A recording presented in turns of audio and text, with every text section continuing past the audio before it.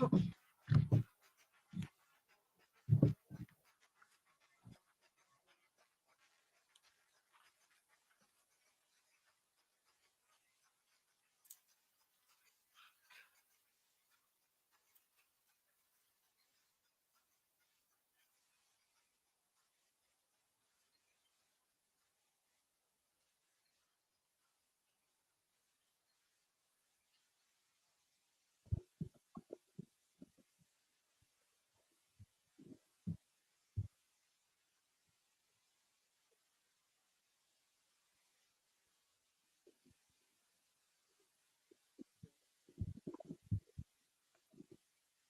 evening,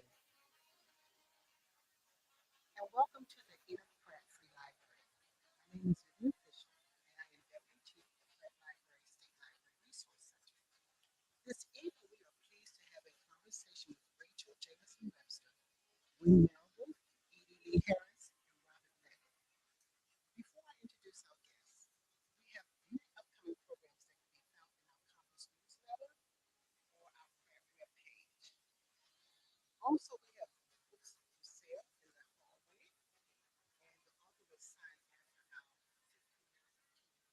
and the author will sign after our 15 minutes of Q&A. Rachel Jamison Webster is a professor of creative writing at Northwestern University and the author of 4 books, poetry, and cross-genre writing. She has taught writing through the National Urban League, Chicago Public Schools, Gallery 37, and the Pacific Northwest College of Art. Benjamin Banneker and Us, 11 Generations of an American Family, is her first nonfiction book. Please welcome to the podium.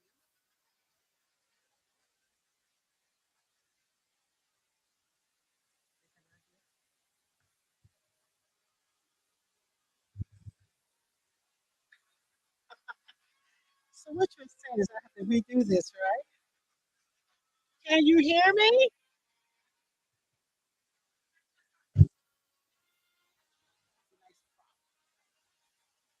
Okay, let's try this take two. Good evening, everyone, and welcome to the Enoch Pratt Free Library. My name is Vivian Fisher, and I am Deputy Chief of the Pratt Library State Library Resource. This evening, we are pleased to have a conversation with Rachel Jamison Webster, Will Merrill, Edie Lee Harris, and Robert Beck. But before I introduce our guests, we have many upcoming programs that can be found in our conference newsletter or our Pratt webpage. Our conference Also, we have books for sale in the hallway, and the author will sign after 15 minutes of Q&A. Rachel Jamison Webster is a professor of creative writing at Northwestern University and the author of 4 books of poetry and cross-genre writing. She has taught writing workshops through the National Urban League, Chicago Public Schools, Gallery 37, and the Pacific Northwest College of Art. Benjamin Banneker and Us, 11 Generations of an American Family, is her first nonfiction book. Please, Rachel, come to the podium, and Rachel will introduce each of her special guests. And we'd like to thank you for coming to Baltimore and the Pratt Library.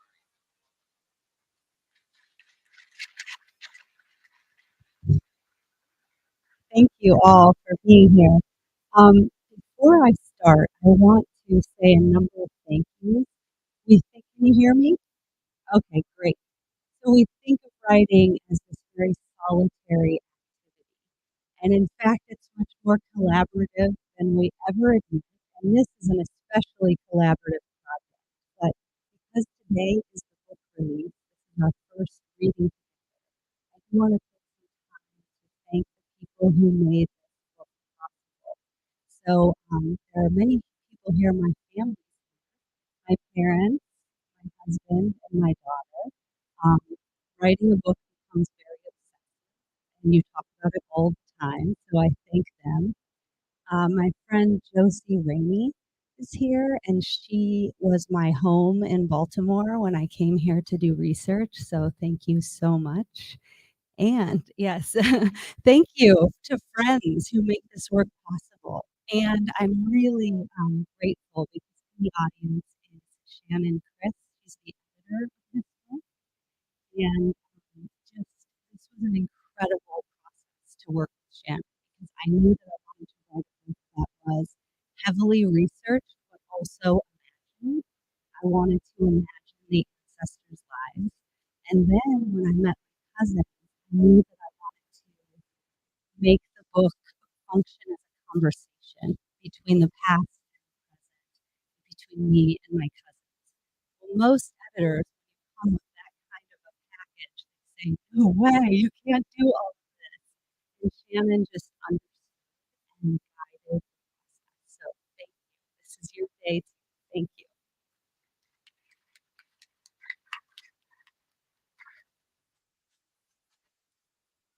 And now I want to say a thank you to the ancestors. That Ashe, thank you. And as I say the names of these ancestors, you may want to think about your own ancestors because one of the many things I learned working on this book is that we are all a product of extraordinary survival. And the fact that they survived, they thrived, and they created is why we can be here today. So I would like to read the names of the ancestors that we on stage share. These are all people who were real people. They lived right here in Baltimore. And their stories are in this book. Christina Cobbler and Cleo Jemima Banneker and Samuel Delaney Lett, Benjamin Banneker, Mary and Robert Molly Welsh, and their stories go all the way back to the 1680s to Molly Welsh in England and Banneker in Senegal. And so that's where this book begins.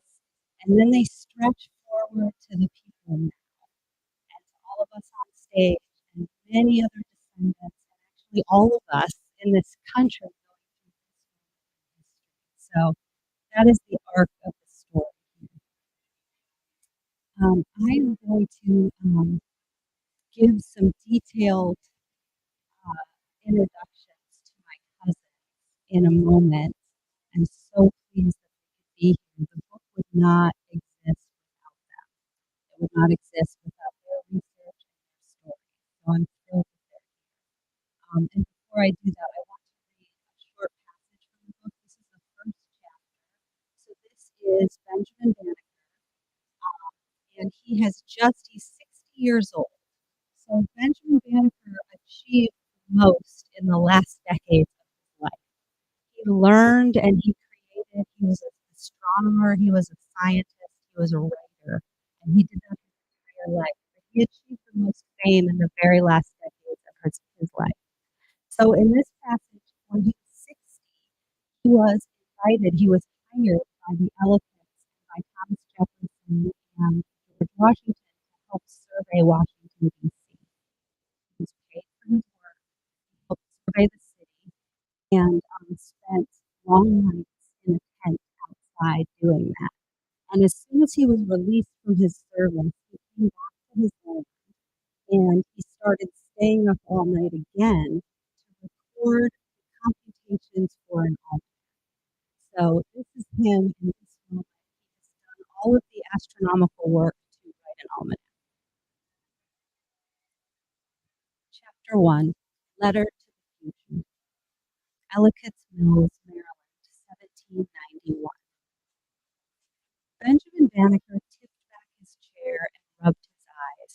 It had been a four-candle night. When his final candlestick guttered out, he set his quill on the inkpot.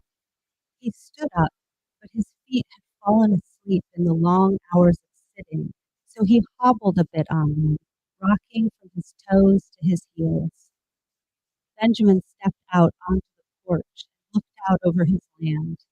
The world was awakening, coming on in birdsong and rooster calls, in sunlight burning off the mist over the orchard. He had spent many nights lying in those fields, looking up through a telescope, jotting down notes. He had tracked the stars and planets as they passed the meridian and had made the equations necessary to predict the precise times of an eclipse, as well as equinoxes and solstices, sunrises and sunsets. He had drawn out the phases of the moon and had projected all of the major astronomical events for the coming year. His almanac for 1792 was finally complete. Benjamin took a quick walk around the orchard, clearing his mind. He twisted the stiffness out of his back and stretched his arms up toward the sun. He knew that being in relationship with the sun and the stars had always been a matter of survival. His people in Africa had followed the stars in their sky maps, and now he had the mathematical skills to track celestial events on paper in an almanac that would be of practical use to people. The almanac would help farmers plan the best time to plant their crops and fishermen to safely cast out into the tides. Benjamin checked his beehives and plucked some chives from the garden. Then he walked to the chicken coop and pulled two warm eggs from a nest. He stood at his kitchen hearth, stirring the eggs and chives into a skillet, preparing his breakfast while preparing his thoughts. He knew what he had to do next. Benjamin cleaned the nib of his quill and smoothed out a fresh piece of paper. As he addressed the letter to Thomas Jefferson, Secretary of State, he felt his hand tremble and clench a bit. His practiced, elegant penmanship was boring down on the page. He began cordially, acknowledging the fact that Jefferson had probably never before received a letter from a black man. Sir, I am fully sensible of the greatness of that freedom which I take with you on the present occasion, a liberty which seemed to me scarcely allowable when I reflected on that distinguished and dignified station to which you stand, and the almost general prejudice and prepossession which is so prevalent in the world against those of my complexion. Benjamin reminded Jefferson that he was a free man, endowed with the same liberties as Jefferson himself. Then he contrasted his own situation with that of most African Americans who were still enslaved. By the third page of the letter, Benjamin was directly addressing the founder's hypocrisy. He reminded Jefferson of the Revolution and began quoting his most famous written work, the Declaration of Independence, back to him, writing, "This, sir, was a time in which you clearly saw into the injustice of a state of slavery, and when you publicly held forth this true and invaluable doctrine, which is worthy to be recorded and remembered in all succeeding ages. We hold these truths to be self-evident, that all men are created equal, and that they are endowed with certain inalienable rights, that among these are life, liberty, and the pursuit of happiness. But, sir, how pitiable it is to reflect that although you were so fully convinced of the benevolence of the Father of mankind, and of his equal and impartial distribution of those rights and privileges which he had centered upon them, that you should at the same time counteract his mercy in detaining by fraud and violence so numerous a part of my brethren under groaning captivity and cruel oppression, that you should at the same time be found guilty of that most criminal act which you profoundly detested in others with respect to yourselves." Benjamin Banneker sat back in his chair. He was surprised by his own clarity, by the way the words had flowed out on a rhythm of truth. He concluded the letter to Jefferson by admitting that he had not set out to write such a long message, but his sympathy and affection for his brethren had caused the letter's enlargement. Benjamin put the almanac and letter into an envelope, addressed it to Thomas Jefferson, and walked the 3 miles to the Ellicott and Company store so it could be posted. As he left the package and walked back over the stone bridge along the wooded paths beside the Patapsco River, he took long, deep breaths of fresh air. He felt expansive, almost elated. He felt that one of the central purposes of his life had been completed. Reading. Thank you. So that's a little taste of the historical section. And just to note, it's a real letter. It is a little hard to parse now because it's written in that antique sounding language, but you can see it 2 blocks from here at the historical society. So it's really extraordinary to think this incredibly brave and eloquent and it's right here. Okay, so as I've said, this book would not exist without the people on stage with me. It certainly wouldn't exist in this form, and I believe that it's in its proper form. These are all my cousins, my collaborators, who I was so fortunate to meet and to work with, who shared 40 years of their research with me generously, documentary research, articles, files, census records, and also oral histories that have been passed through generations of the family. So their generosity was amazing and was an honor and also just a complete kindred joy to get to know each other. We felt very familiar and we collaborated deeply on this project. So I will introduce them going this way. And this is the order that I got to know them. And that's all in the book. This is Edie Lee Harris.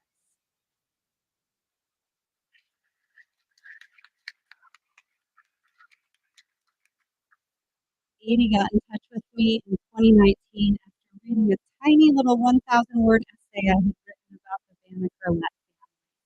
She read the essay 2 years later and said, we need to talk about math. Edie has worked with other griots in the family and has done her own exhaustive research to compile nearly 40 years of genealogy and documented lineage. Edie was born in Springfield, Illinois, to Edwin A. Lee Sr. and Geraldine Walker Henderson, brothers as well. She has 3 siblings, Edwin Lee Jr. and Wally Lee, who may be here. Oh, hi. Thank you for coming. Thank you. Um, and Randy Longspray. Edie attended public schools in Springfield, Illinois, graduating from Springfield Southeast High School in 1972. She earned her bachelor's degree in sociology from Fisk University in Nashville in 1981. She got her Juris Doctorate degree from the University of Illinois College of Law in 1986 and worked as an assistant counsel in the state of Illinois Department of Insurance and as assistant U.S. attorney.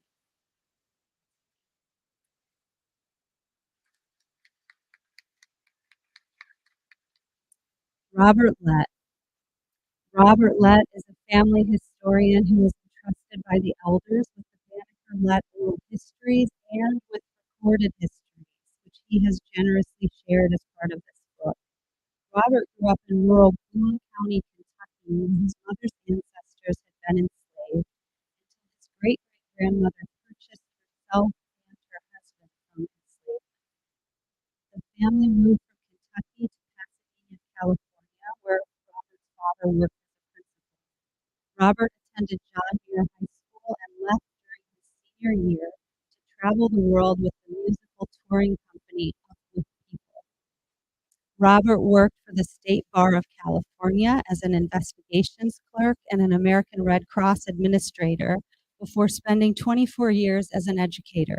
He most recently worked at Southwestern Academy, an international boarding and day school, where he served as a guidance counselor and coach. Robert Lett.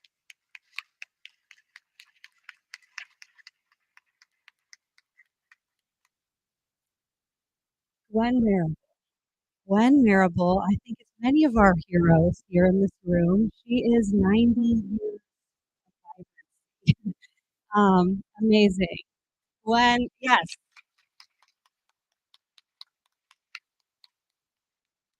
Gwen writes, does artwork, practices yoga and qigong every day, and produces African American history programming in her Quaker retirement community. Gwen is a member of the Griot Circle of Maryland and the National Association of Black Storytellers, telling stories about the Banneker family. She grew up in Cincinnati, Ohio, and worked for many years as an educator on Long Island, New York, before retiring to Baltimore in 1990. Her children also live here in Baltimore.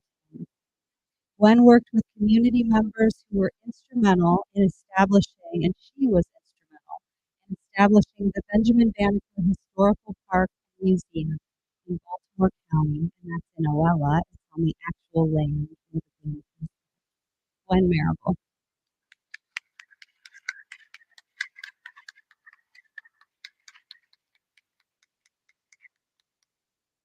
They're amazing people.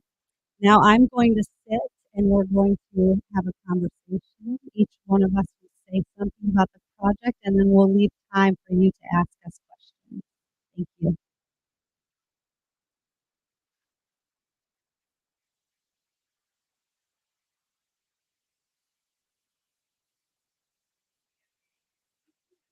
I guess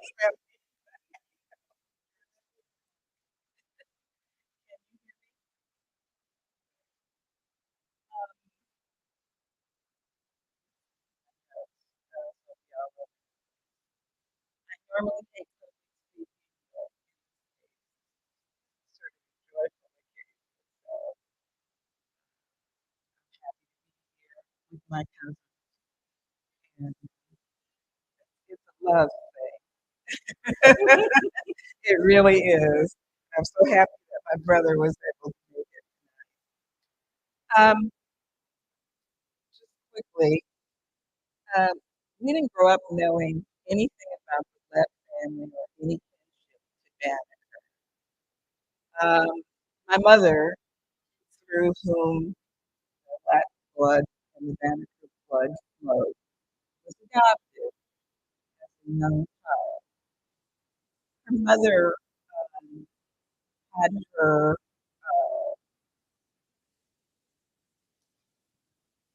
she was the third child of her parents, and there was a fourth child who came but did not survive. He lived for 2 months and died of a bowel obstruction. My mother was adopted by kind of happenstance. I believe my grandfather left him, and there was my grandmother with 2 boys and a little girl to take care of, and she just and I don't know how mother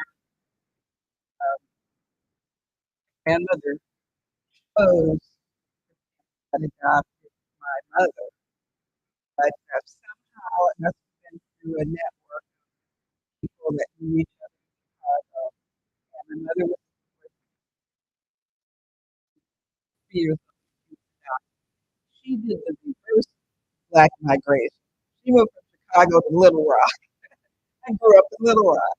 So she really knew nothing of this, except she did know that she was adopted. She didn't know anything about the Banneker. So when she was maybe 16, I believe she told me, she asked her father, her adopted father, if she could go meet her first family who were living in Cleveland at the time.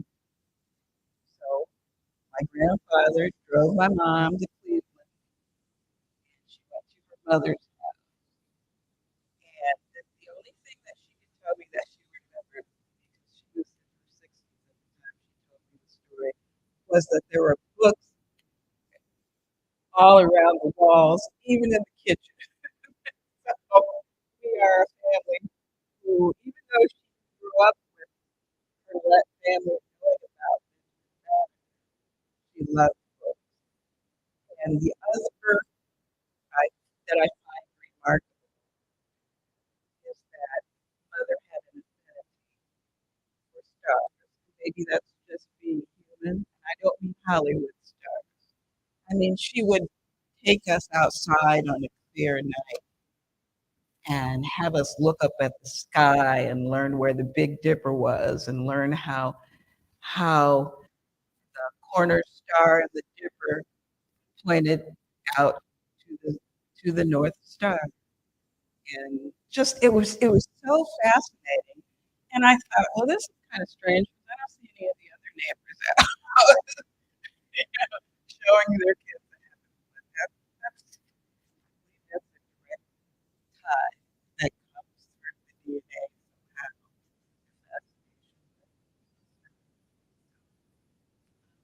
somehow. I think I'll stop there.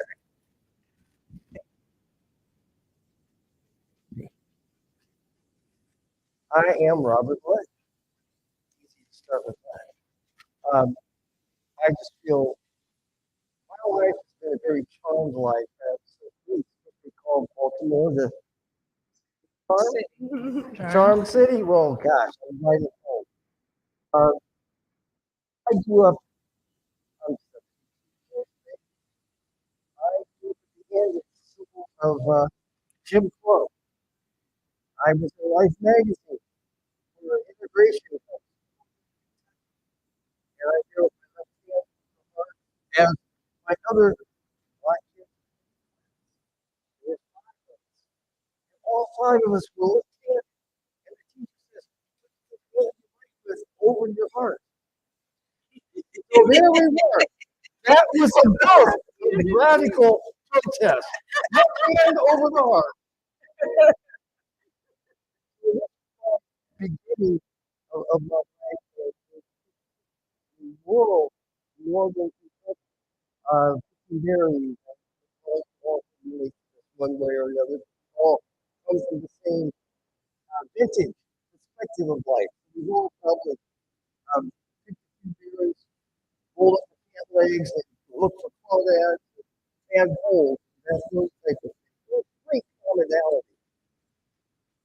Well, as Rachel shared with you, my great grandfather was the son of a white enslaver.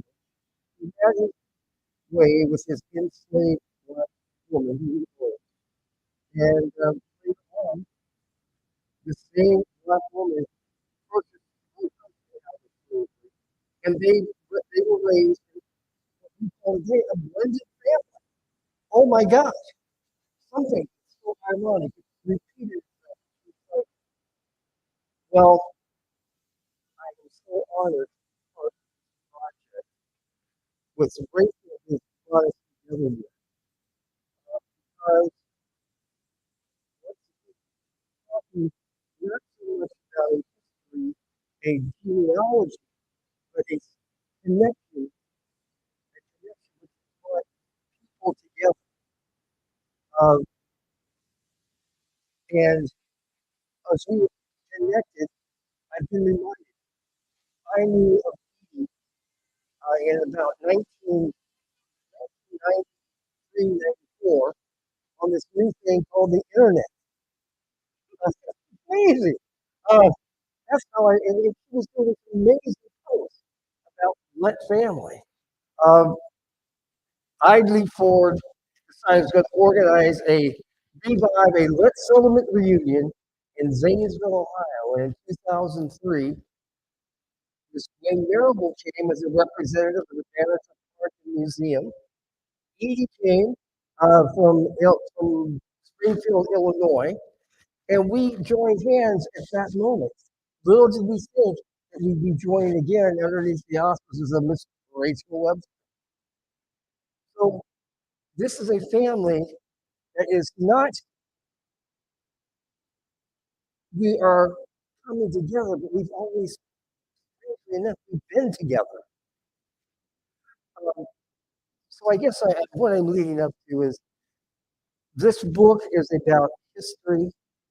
It's about a Banneker family that has encountered and survived through slavery, through indenture, through being purchased and sold as cattle. But it's also a family that we can say that when when Barack Obama was elected president of the United States, a Banneker descendant became part of his administration. Now, this young woman who was not only a Banneker descendant through genealogy, she was also a Jefferson Woodson or a Hemmings Jefferson descendant. But she was a descendant of Sally Hemmings and Thomas Jefferson and Benjamin Banneker. And, and here we go. Her great uncle was writing to her great grandfather. Irony and irony and irony. Well, I am so happy to be here in this charm city. And it's nothing, I'm not sure how this all fits together, but it's going to fit together in the spirit of things anyway. All right. So, Miss Quinn, there you go. Thank you.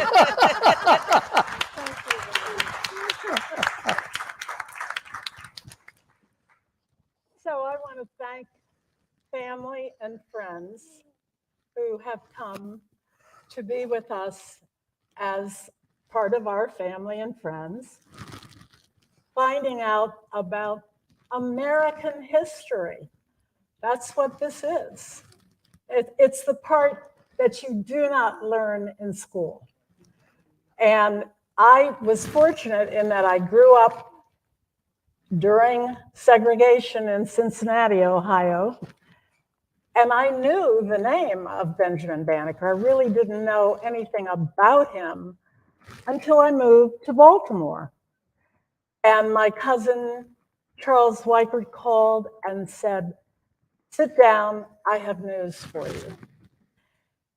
And that news was that we are collateral descendants of Benjamin Banneker because he had no children. And therefore, our direct ancestor was his sister, Jemima. Now, when he told me that I had an ancestor whose name was Uncle Ben, and my great-great-great-great-grandmother was Jemima, it took me a moment. And since then, because of being able to learn the history of these two incredible African American people who lived right in Baltimore County, right outside of Baltimore City, that I was able to discover my own identity. Because, as you know, little is recorded about African Americans. And here was this man who had been actually written about by one woman back in the day.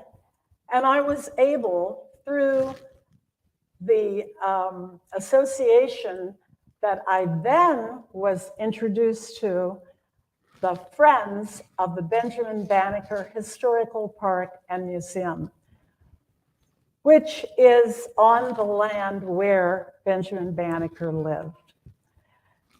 And so when Rachel showed up on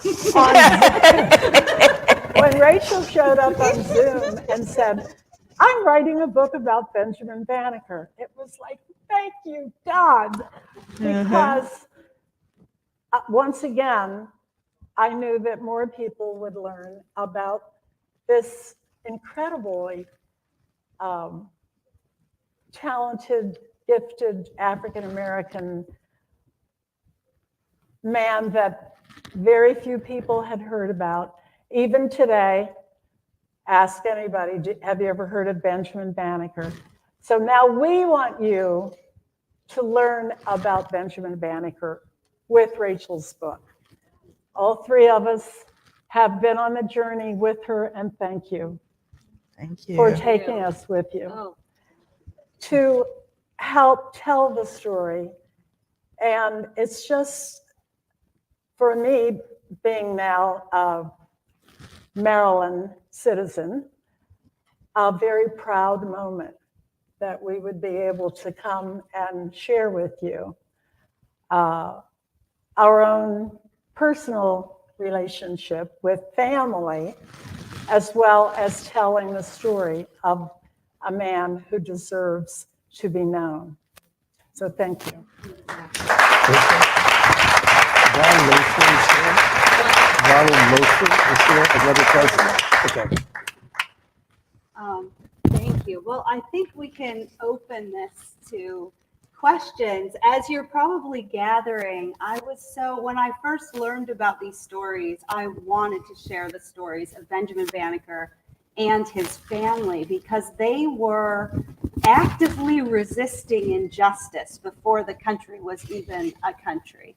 And I wanted to tell those stories. And because he was famous in his lifetime, we had a record of the family. So the goal was to also tell the story of Black history and American history through this record we have. So it includes stories about women as well, his mother and his sisters and his grandmother. And I think it's been a process that has had many miracles in it. There have been many moments of synchronicity and feeling that we were deeply collaborating, and I count this as one of them, that we worked on this through COVID. The fact that we are all here to share in the book coming out is amazing. So thank you for being here. We would love to take any questions that you have about the book. Yes. Yes, Beth. Actually, if you have a question, it'd be great if you bring to the mic. We have about 45 people watching online right now. Oh, wow. Hi. That'd be the here as well. So we all just, there's a microphone here and a microphone here. As he walks to the microphone, I would like to acknowledge your presence, Stephen Lee. Oh, that's Stephen. Good evening. I want to thank you all for this opportunity in the book. I'd like to raise a question and make a statement. My statement is, I think Benjamin Banneker is kind of well known. I think he's exceptionally well known. I worked at the Banneker Museum for a while. Well, I was the founding director there, actually. And I got to meet many people across the country and some who were visiting to America from other countries. And it was amazing. I'll never, how many people from outside the country knew Benjamin Banneker, and that's why they made it a special trip to come to that site. And I'll never forget a guy from the Philippines, and I asked him, he said they were taught about Benjamin Banneker in their curriculum in the Philippines. And I was really surprised by that. And I was like, is there any particular reason why? He said, yes, because he was an example of people of color overcoming colonialism. And that's so he's not as well known here in America as he should. It must be, But yes. you can't keep that. My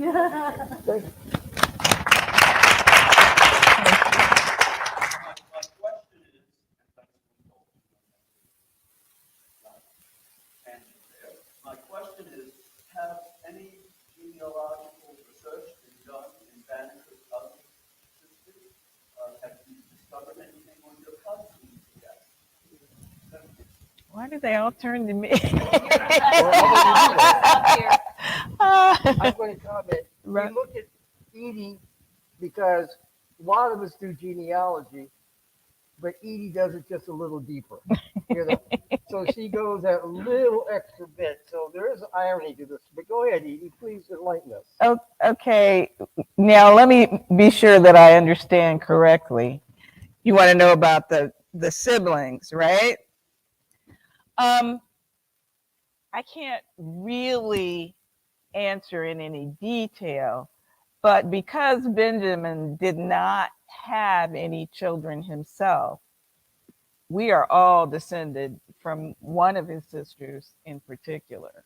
And I don't know, do you know about others? No, and that is the irony, I think, that we share in this Banneker descended family, is we know he had two sisters. We know he had two aunts. but yet the only Banneker descendant people that we know of are from those who migrated from Maryland, who started their migration in 1790 and arrived in Ohio around in the early 1800s. So we would love to embrace other Banneker descendant families from those sisters. So great question, Stephen Lee. And Great take those question. DNA tests so we can find our cousins out there. Get those dates to do a program. Right. Thank you. But we do have 5,000. Oh, Can I speak to that?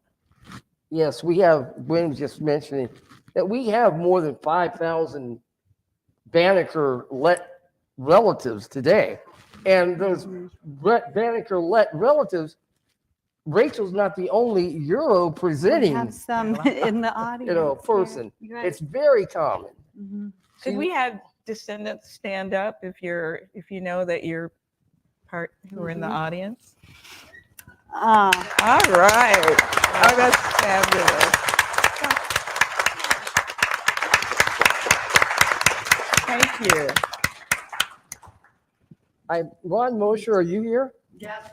Where? Ron, okay, Ron is just give Ron has made it his business to go coast to coast, tracking down his ancestors, whether they are Banneker-lets or whether they are Cummings or whether they are other Moshers, Wrights, but he's made this his business. Will you go to the microphone?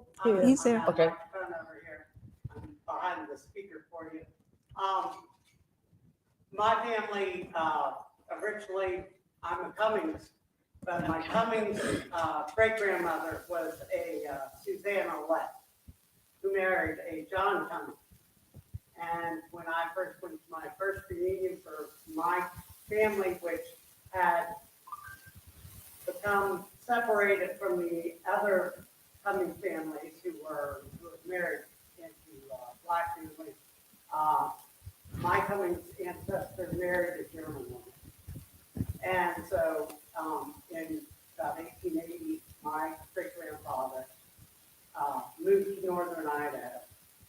And the story was he had a fight with the family, but we now believe he moved to northern Idaho. And when I went to my first reunion down there, I had a cousin come up to me. Well, first off, when I got there, I was always told to talk out at the reunion. And they said, your job is to go meet people. Go meet people. So when I go pick up a dirty dish, they say, take it out of my hand, say, go meet people. So when I had a cousin approach me and say, we think Abraham Cummings was mulatto, would you look into it? So I started digging. And at first, I didn't think so, but the more I dug, the more coincidences. There's nothing in ink that says that it is, but as soon as we did DNA, all of the other Lets fell into my family tree of fifth and seventh cousins. So that kind of proved it.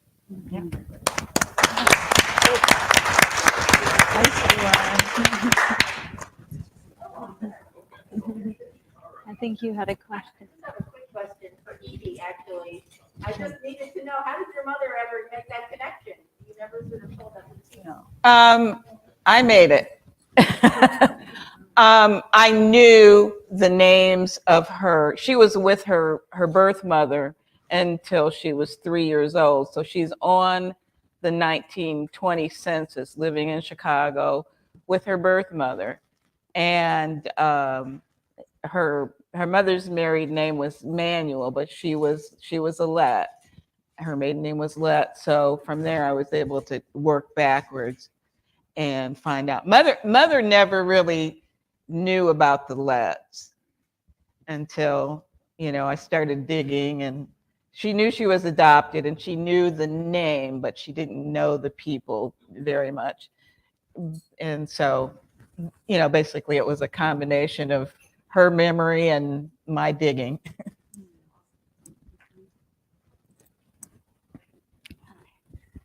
Hi, everybody. I'm Michael Campbell. I'm Gwen's son. All right.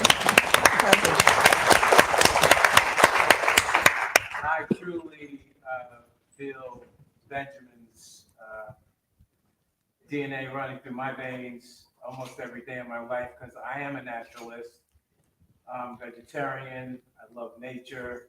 I'm an astrologer. I'm an astrologer, a budding astrologer. Been so since 1980. I just recently decided that I am going to learn the mathematical calculation that will give me the ascendant on an astrological chart. So, I've resisted for all these years, but I think I'm going to surrender. Cool. I'm also the founder of the Universal Sailing Club, which is the only African American sailing club on the East Coast. We are celebrating 23 years this year.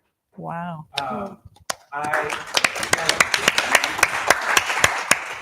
I offhandedly spoke with the current commodore of the club, and then we got caught up about an event that's coming up and me getting online on our website. There were all kinds of glitches. And then I said, so what's going on? And she told me about their trip. They had, some of the members went to the Caribbean recently, blah, blah, blah. So then she said, what's going on with you? And I said, well, I'm also in school getting my master's in social work at the University of Maryland currently. And I am, and then and then I said, well, and also this event is coming up tomorrow that my mother's going to be speaking at, and I'll send you the link. And she said, wow. And then she said, someone just recently told me that they were a descendant of the Letts. And I said, oh, really? She said, yeah, he was on that trip with me that we did in the Caribbean. Wow. And so I said, okay, well, why don't you connect us? And so we got connected, and here he is.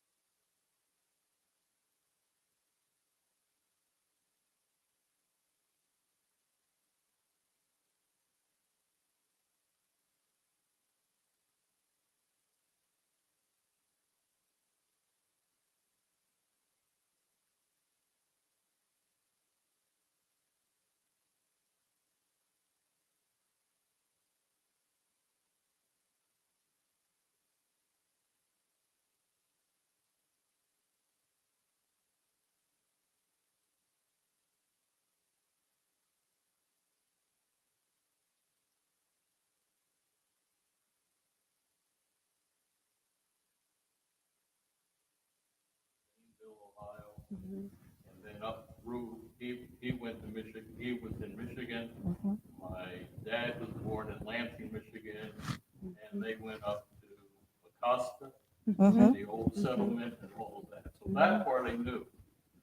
But until my younger brother went to the opening or inauguration of the park in 2003, I had no idea. In fact, he called me and said, we're related to the Bannekers. Yeah, sure. What else? That took the Let story that I knew and attached it to the Banneker story. And later, we went to an event at the Historical Society in Canton. Canton, Ohio? No. The local place, I don't know. The mansion. Well, yeah. In Castle. No, not in Pelton, south. Anyhow. Mansion on the what? Thank God. Robert was there, and a lot of other Letts from Ohio were at that. Anyhow, long story short, that's how my story of the Letts and then the Banneker connection, and even the meeting Michael through an Ashby with the symbol. Cool.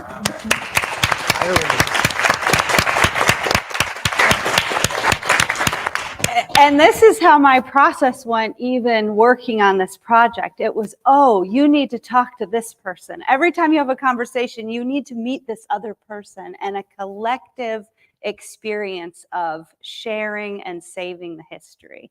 And so it forever changed my notion of authorship, of even ancestry. This is not a personal acquisition. It is a collective discovery, and we hold the information for one another. So it's always thrilling to hear that, oh, we're cousins, and you need to talk to this cousin. So you're hearing it here. Yeah. I'm not part of the Mm-hmm. Banneker family, but I wanted to reinforce to people how this is so common now. We're coming to realize that this is American history. Yeah. My late husband was African American, and after the movie Roots came out, we started tracing his genealogy, and we knew his grandmother Beckett was from the eastern shore of Virginia, Accomack County. We traced it back to 1671. Wow. When the slave Beckett, Peter Beckett, who we think his father must have been an Englishman too, to have the last name, he married a white indentured servant, Sarah Same Dawson. story. Yeah. And so I just wanted to say, and I can't wait to read your book Thank and you. see how you have Yes. tied together all the same amount of generations. But I just wanted to emphasize how representative this really we're coming to find is American history. And I think Dr. Gates' shows are really turning that up now too. Also, more people are coming to see that through those programs. And I live at Broadmead and have the pleasure of getting to meet Gwen. Thank you.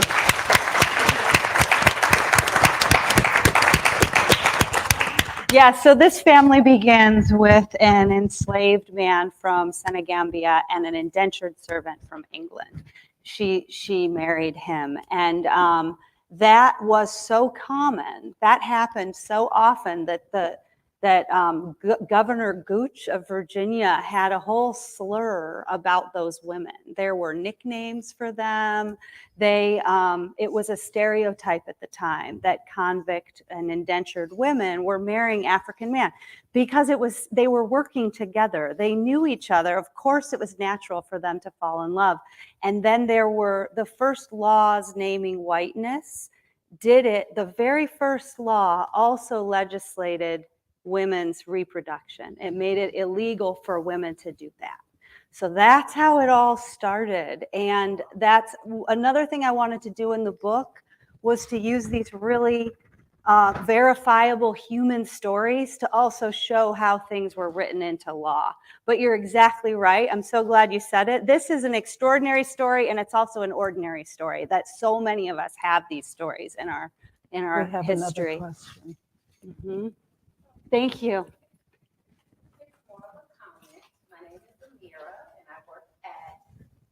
I work at Broadmead with Miss Gwen and my residents who have come here to support her today. I also hold a bachelor's in African American history and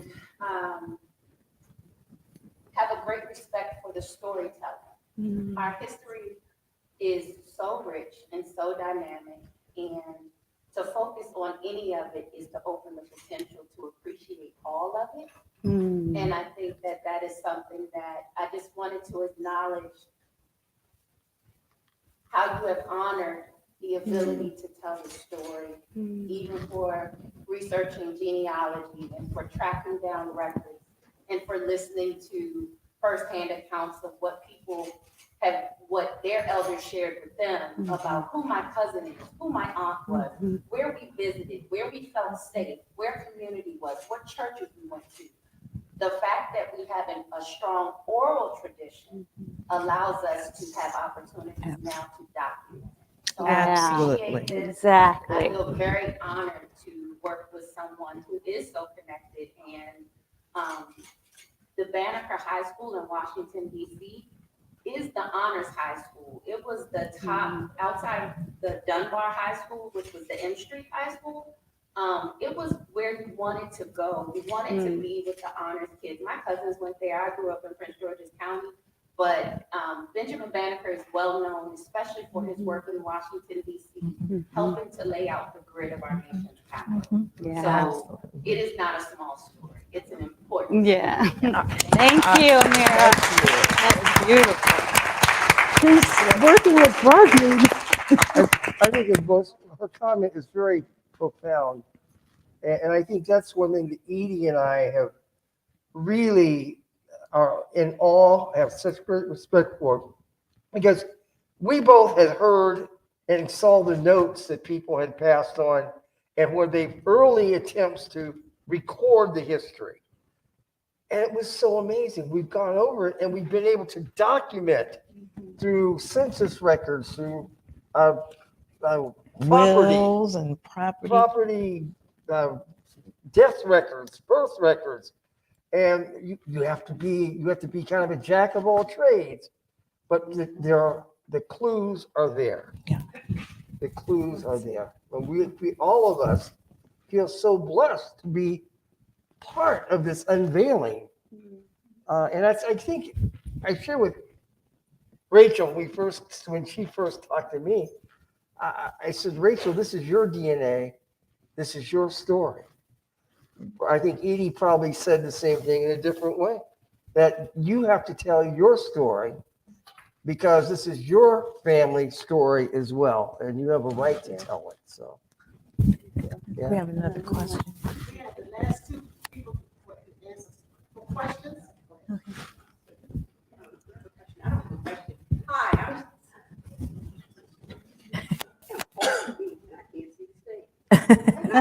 Yeah. And Robert. Hello, everyone. I am so glad that you are here. I'm excited to be here also. My name is Cynthia T. DeHastings. I am the president of the Friends of Benjamin Banneker Historical Park and Museum. I am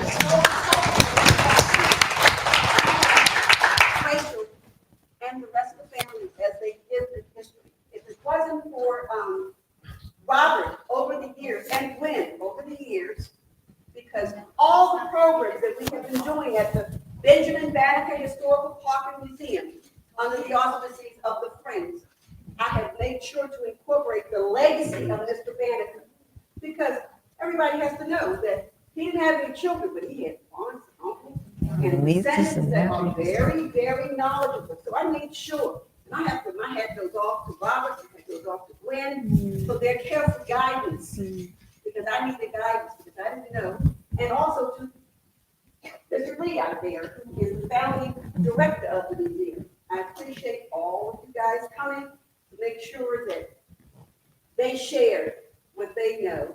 And Rachel's book, Rachel, I heard you talk about the Association for Life and Study of African American History. The theme this year is Black resistance. Now, if any of you don't know, Benjamin Banneker had a lot of nerve because in 1731, what did he do?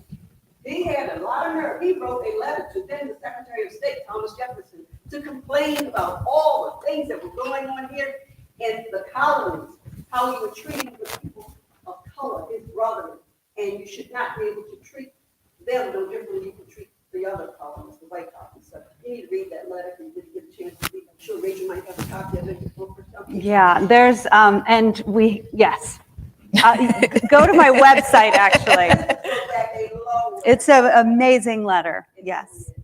And I just want to thank the descendants, and Robert talks about you all the time. We tell my talk. The good or bad? Always Okay. Always good. Thank you. Thank you.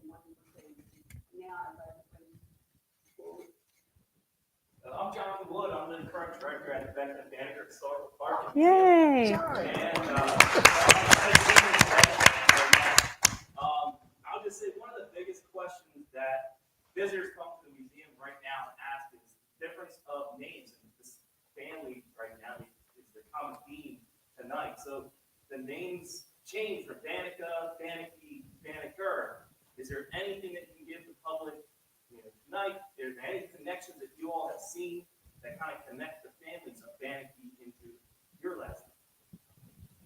Well, that's all the same name, but in the colonial times, they would write it differently. It would depend on the person who was listening and writing it. So it kept sort of morphing, and then Banneker was Jemima's maiden name, and she married Samuel Delaney Letts. So we keep saying the Banneker Letts because that's the branch we come from. So, Are there any connections in genealogy that you've seen within the family that go back further to the different spellings? oh Yeah. yes, Oh, we yeah. have seen all the spellings. It's a lot to navigate. Edie and I came on a research trip together and went to Annapolis to the Hall of Records. There's a photo of us in the book with these this cart filled with documents, and you have to decipher the handwriting. And I really wanted Edie with me. First of all, it was much more fun to do a research trip that was also hanging out, but also because of her years of doing this research and knowing how to decipher the handwriting. So we had a moment of like, is this our Mary? Well, and Edie said, look at the way this person made their E's. Look at the way they made their O's. You study the whole document, it's all handwritten. And that's how you see the different spellings. So it is a lot to take in and to navigate, but I think there's also a lot of hope in seeing that it can be done. But thank you. Yes. Thank you very much. Thank you. Thank you so much. Let's give our guests a great warm Oh, thank you. Thank you. Wow. Thank you. Thank you. I'm so grateful to you. Thank you, guys. Thank you.